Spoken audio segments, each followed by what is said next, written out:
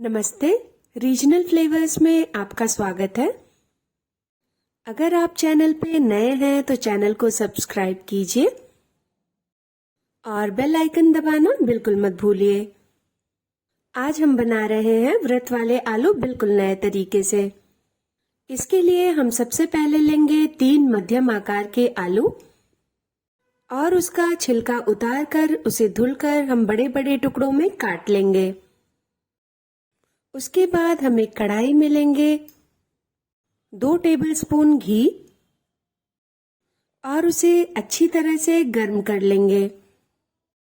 घी के गर्म होने के बाद हम उसमें डालेंगे 2 बारीक कटी हुई हरी मिर्च और ½ टेबलस्पून जीरा।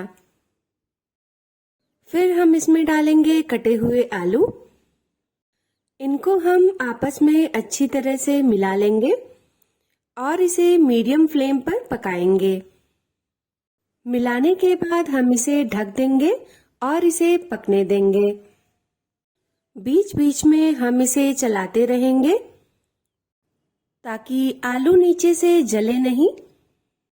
चलाने के बाद हम इसमें डालेंगे 1/4 टेबलस्पून कश्मीरी लाल मिर्च, 7 से 8 कुटी हुई काली मिर्च। इसको भी हम आलू के साथ अच्छी तरह से मिला लेंगे और मिलाने के बाद हम इसे ढक देंगे ताकि आलू अच्छी तरह से पक जाए। अब हम ढक्कन खोलकर देखेंगे कि हमारे आलू पक गए हैं या नहीं। और ये देखिए, हमारे आलू बिल्कुल हो चुके हैं।